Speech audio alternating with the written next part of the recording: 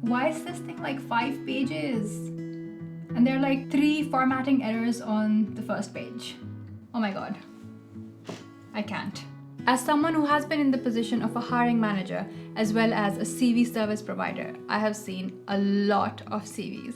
And to add to that, I spoke to my friend at Harvard and asked them to get some material around CV writing for us. And on top of that, I went on a crazy spree of finding researchers around CVs. So naturally, I have a lot to say now. Whether you're writing your CV for the first time and don't know anything about writing a CV, or you're tired of rejections and want to revamp your CV a little bit, today we're going to cover everything. So just sit back, grab a cup of tea and relax, because this might get a little bit long, as not only we're going to cover everything you need to know about writing a CV, but we're also going to go through some examples of what a good CV looks like, and also we'll go through some CVs that just don't make the cut. Hello everyone, my name is Curate and welcome back to Physique. First things first, there's no one good template on how to write the perfect CV. So you need to understand how to make a good layout and how to add valuable content to your CV. I have divided today's video in 4 components, and as you know, all good things come to those who wait. So at the end of the video, we have a bonus section, and the catch is that it'll only make more sense if you understand the first 3 components. So let's get into it. Starting with layout and formatting. This is not even an exaggeration that every CV that has been sent to me for review has formatting errors. And when a hiring manager is looking at your CV, they can very quickly point these out before even looking at the content of your CV. And this is a major turnoff. It shows lack of interest, lack of professional attitude, lack of professional documenting skills and attention to detail. And these are the qualities that almost every job is demanding these days. And I'm sorry to tell you, but your CV is going directly in the bin. So I guess the million-dollar question here is that what does a good format look like? If you are a fresh graduate or someone with up to 3 years of experience, your CV should ideally be 1 page, but no more than 2 pages. The only exception is that if you are applying in academia. Now, according to a research done in 2021, where they analyzed more than 125,000 resumes, they concluded that the sweet spot is around 475 to 600 words, and more than 77% of the resumes were above that word limit. Now, if your CV is longer than that, you either have 20 publications to your name, or you've just filled all these pages with fluff and buzzwords. You need to keep in mind that the person sifting through the sea of applications is roughly spending 30 seconds on your resume, and if your CV is filled with fluff and buzzwords with no value, it is going to drastically decrease your chances of getting selected. So you need to provide information that is concise, relevant, and in line with the job description. Now, on those 1 to 2 pages of your CV, you want all the information to be divided into clear categories. For example, you start with your name at the top, you put your contact details under that. Now, over here, some people give like a few lines of introduction. I don't have it on my CV because personally, I feel like it does not add a lot of value. If I really want to write something, I might add like an objective statement. So something like seeking the position of assistant professor at a tech startup, something like that. Now, after this, you want to give the most important information first, which is your work experience. So your work experience, then your education, your skills, anything else you want to add. All of this should be in reverse chronological order. And for your education, if you've done a bachelor's, you don't need to write about your education before your bachelor's. So you just start with your bachelor's and then anything that you've done after that. To show these categories, do not make boxes, but rather show these demarcations with clear, crisp spaces and giving headings with a bold font. And for the font, use a basic font like Times New Roman with a font size of 10 to 12. And like I said, to make important information stand out, you can use bold or caps lock. You can also use italics, but in moderation. However, do not use any shading. For corporate roles, your CV is completely fine being black and white, but if you really want to add another color, then do not add more than 2 shades of one more color. However, let's say that you're applying for a design intern role or to a startup, then depending on the industry, the layout can be a bit more creative, but the formatting rules will remain the same. Keep locations, dates, and less important stuff to the right side of the page, and the left side should have all the important stuff like your job title, your university, your degree, etc.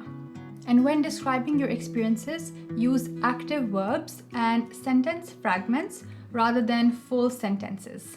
And avoid pronouns and minimize articles. So for example, instead of writing, I was responsible for managing the distribution of pens to courthouses in the country, you can write, managed nationwide distribution of pens in courthouses. All of your text should be aligned with a margin of 3/4 to 1 inch on all sides. And make sure that your resume is saved in a PDF format, so all of your formatting is locked in place. Along with that, if an application tracking system is being used, they can recognize the file type. Along with that, rename your file to CV, your name, and the job that you're applying to, so the file remains recognizable even without opening it. Now, moving on to the content. For the content of the CV, you need to remember 3 things. First of all, write how you would speak. Now, this is for CVs and cover letters. Instead of writing long, complex sentences which sound formulaic, robotic, and boring, write how you would professionally speak. Be professional and be proper, but don't sound like you don't have a life. Very formal writing still holds true for like government organizations and academic writing, but it is not necessary for generic corporate roles. And definitely not for like startup positions or companies who are going for a more laid back or friendly vibe. So it is important to understand the vibe the company is going for and write accordingly. Secondly, sound clear, not clever. Whatever you're saying, be clear about it. Don't beat around the bush, don't try to sound very clever, say it as it is. A common conception is that if you use very big words, you will sound very intelligent, but that is not always true. You need to sound that you have clear ideas and you're very good at communicating, because I really don't want to be working with someone who sends me an email and then I spend 4 minutes thinking, so what does Jeremy really mean by this? And thirdly, lead with value and provide measurable metrics. Now to explain this, I'm going to read a line from a paragraph of an actual CV. I believe that effective healthcare begins with active listening, empathy, and respect for every patient's unique needs and circumstances. In my work experience, I have consistently delivered these qualities while providing evidence-based, patient-focused care. Now, this line contains a lot of keywords, but if this is all there is, then these are just empty words and there's no value to them. You need to provide examples of how you've achieved this. The employer is not interested in what your grandma thinks about you or what personal attributes you circled in your wellness journal. They want to know what value you can provide to their company, and your information on your CV needs to depict that. So instead of writing, I'm known to have leadership qualities, give an example of a time that you led a project, and that example should be in line with the job that you're applying to. So for example, if you're applying to a corporate role or in healthcare, you can give an example like, I introduced an anonymous suggestion box within the colleagues, and that allowed my colleagues to express their views more openly, or I developed an infographic on myths related to knee pain, and that was sent to patients while they were waiting for their appointment, something like that. Along with that, you can always quantify things. Let's say we take the example of the anonymous suggestion platform. You can say that a pre and post survey showed a 20% increase in colleague satisfaction levels. So something like that. And providing measurable metrics is a very appealing way of demonstrating your strengths, because then it shows a quantity rather than just using words which have no value. And whatever you're writing, make sure that there are no grammar or spelling errors. You can always check this while you're writing, because like for example in Google or Microsoft Office, when you misspell something, it underlines red and you can check the spelling for it. And if there are any grammar errors, then it underlines as blue. So do not ignore these prompts. And along with that, you can also use apps like Grammarly to proofread your text. This concludes all the things that you should do when writing content for your CV. But while discussing all of this, it is equally important to tell you all the things that you should not do when doing a CV. So, starting with, for corporate jobs, you do not need to add a picture to your CV. But let's say that you're applying for a design or fashion design intern role, then I think it would make more sense to add like a very fashionable headshot of yourself. My personal rule of things that should not go on a CV would be things that I don't want to be public information. So for example, my address. A lot of people do write their address on the CV. I don't see why they should do that. Let's say that a job says that they want the applicant to be based in London, so I'll just write London, UK and still not give my full address, because if anything, it can work kind of against me. So like if I'm living too far away from the job, then I don't know, the employer might think about relocation charges, or that I might be coming in late because I have a longer commute, stuff like that. Another one would be your marital status. Again, no one needs to know about that. And lastly would be references. A lot of CVs at the end say a line like references would be provided on request. I don't think you need to write that. It's quite given. Unless you're in academia, then I would recommend putting 2 to 3 references and their details on the CV, because you are more flexible with the number of pages that you can use while you're writing a CV for academia. But otherwise, you don't need to write that. And if things get rolling, the employer can just always ask you for references to be sent. So this concludes the don'ts. And if you're still here, congratulations, because you have now unlocked the bonus points. Although I feel like I've been going on and on for an hour for this 1-page document, but I cannot leave you without giving you these 3 very important bonus tips. The first one is adding a LinkedIn link to your CV. LinkedIn is a social media platform for professionals.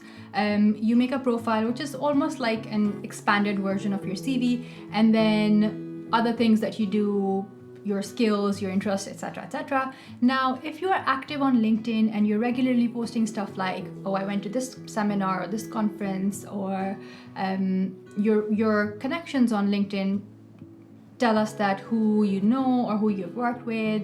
And if you're putting stuff like, let's say, patient reviews or client reviews, stuff like that, it is basically developing your avatar, your professional avatar over time. Now, that is a very good way for an employer to quickly have a glimpse of your professional personality on that platform. I'm personally not at all active on LinkedIn, but I want to, I aspire to. So I would recommend you to do the same, because I think it's a very, very good tool that can be used in your favor. So if you have a good LinkedIn profile, I would recommend adding a link to your CV. But if your LinkedIn is as dead as mine, then don't do it. Now, the second bonus tip is adding soft skills. When you're applying for a job, you naturally have to know the hard skill. For example, if you're applying for a coding job, you need to know coding, and that is your hard skill. Soft skills are general traits that are not specific to any job, but you need these to excel in any workplace. So stuff like leadership, creativity, management, these are the skills that you need for your personal development, for your professional development. But like I said before, don't just put in empty words, always lead with value.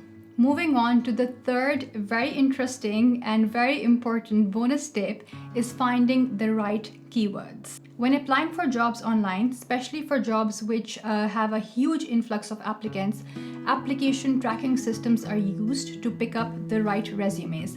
And these systems find keywords in your resumes to pick what is most appropriate for the job in question. And to check if your CV has the right keywords in relation to the job in question, you can use a very simple website, and I'll show you how. So we will log on to resumatch.io, and basically you put a CV over here, in your job description over here, and it analyzes the content of your CV against the job description. And just like this, it gives you a report on what you've done well and what you can add to make sure that your application beats the bots and actually gets seen by a real person. I hope that by now you've understood how to curate a good CV and why it's so important to put in effort to make a good CV so you get shortlisted for an interview. And to help you visualize this further, I'm going to share 3 CVs with you. 1, a not so well done CV. 2, something in the middle, maybe a good first draft but needs further improvement. And 3, a very nicely done CV. So you can compare your current CV to these CVs and see where you fall and how you can improve your CV to make it the best CV there is. Before I share these CVs, I want to thank these people for allowing me to share their CVs in this video.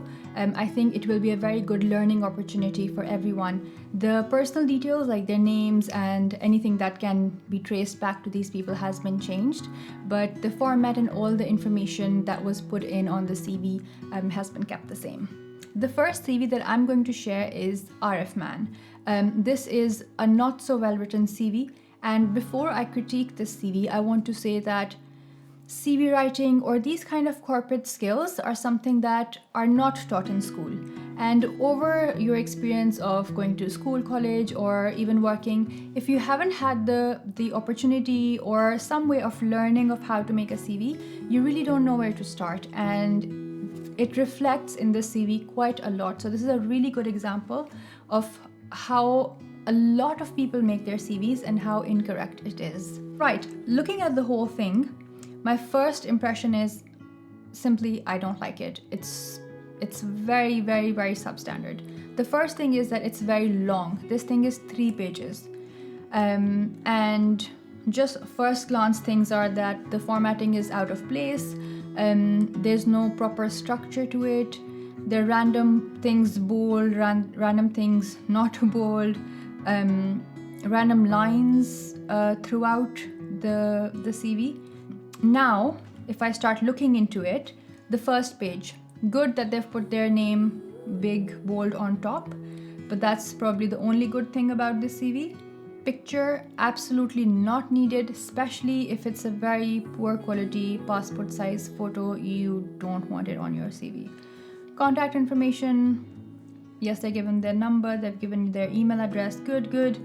Home address, not needed. And then this whole paragraph they've written of their introduction, I'm just skimming through it. It looks like it's just a summary of what the CV is underneath. So they've written about where they studied, where they worked.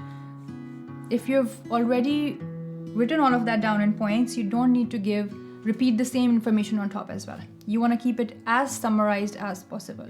And at the last line of the first paragraph is, I am HCPC registered physio as well.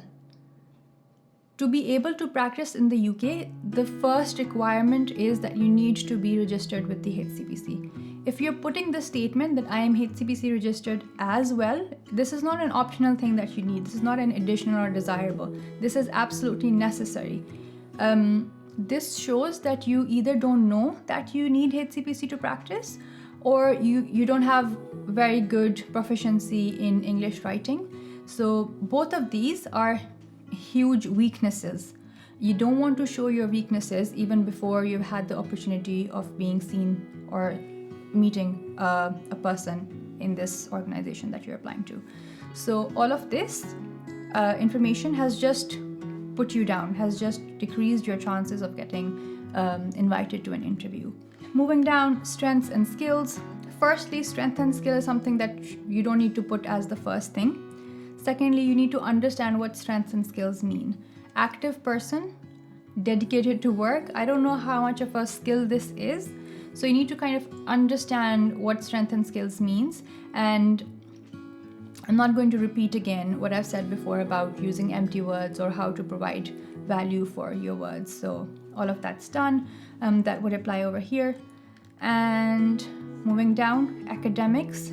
They've mentioned their bachelor's degree, their FSC matriculation. So again, fine, but you don't need to mention your degrees before your bachelor's. So it can save you space. And if you've already done your bachelor's, it means that you had done that. You don't need to give details about it.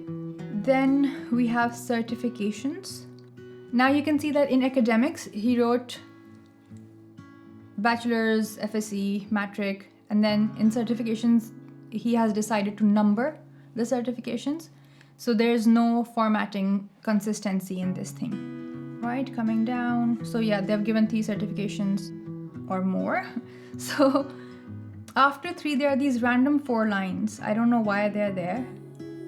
And then you have 4 more certifications underneath, and they're not numbered. I'm not going to read this. It's just, it shows me that you have put in no effort, you're lazy, or you don't know how to document. So again, a very, very poorly formatted and written CV. So yeah, this is an example of a very, very poorly done CV. I would be amazed, if not shocked, if someone invites you to an interview after seeing this CV. But again, it's not this person's fault at all. We're not taught these things in school.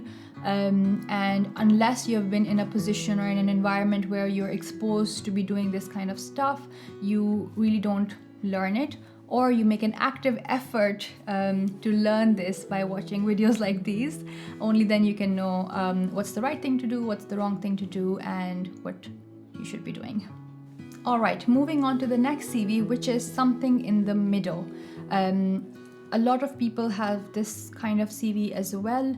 It's better than what we saw before, but it's still not quite there yet. All right, looking at James's CV. James has written his contact information at the top, then his name, and then his title or designation. It's not wrong, it's fine. I personally would like to keep my name at the very top, and then everything comes underneath. James has written his objective. Again, I would say it's quite long. If you really want to write something, maybe 2 lines are more than enough. No one's going to read this. Again, this is a very long CV, so it's 1, 2, 3, 4, 5, 6, 7. So this is 7 pages. It's incredibly long. So James does have more experience than the one we saw before. This person has about 6-7 years, if not more, experience. But again, that does not mean that you need a 6-page CV. If you really want to put a lot of stuff, or you have a lot of things that you want to share, 2 pages are more than enough. Unless you're applying in academia, it can be a bit longer. We've discussed this before. All right, so he has started with objective, then professional registrations. I have not written my registrations over here because I feel like it's just a given. And if you really want to, I would not waste the space as huge headings and a whole segment. I would just put them somewhere on the side, like the registration number maybe. Then we go on to the professional qualifications. So they've done bachelor's, master's. Really impressive. Now this is something that is that you want to highlight, that you have all this experience of studying or all these qualifications. So I would want this to be maybe second, if not the first. Depending where you're applying. If I'm applying to academia, I would put this as the first, and if I'm applying for a clinical role, I would put this as the second. But overall, the formatting is good. You can see that there are clear sections, good use of caps lock, good use of bold, good use of bullet points. So the formatting is really good. If you come down, now you can see there's a whole page of professional courses. I understand that because you've done these, you want to kind of send them over. You want to show that you've done all of this stuff. But I would recommend summarizing this and only giving the ones that are really, really important or in line with the job that you're applying to. And there's research and publications. Nothing wrong with this. Good. Oh, they have, this R should have been capital. Fine. Coming down to the professional career summary. Now this is something a lot of people struggle with. The information under each work experience is a lot unnecessary and all over the place.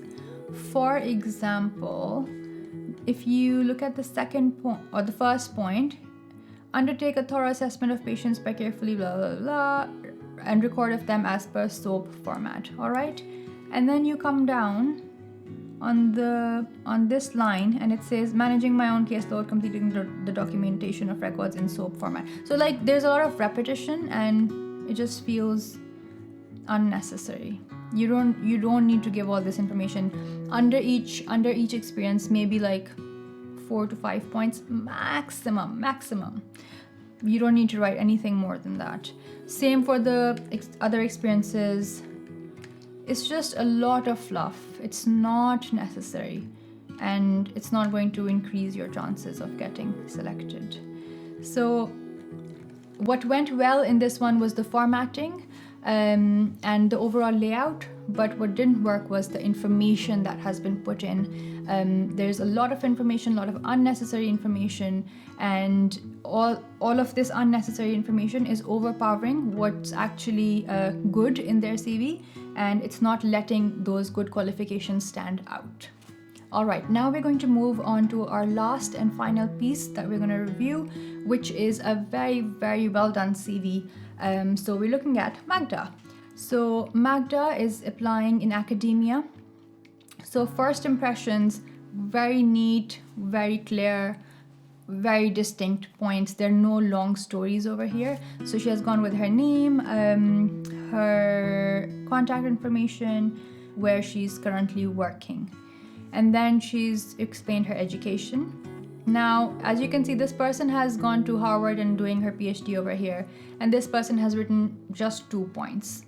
So you really don't need to give like essays of what you've been doing under any education or any work experience. It has to be as concise and as relevant and to the point as possible.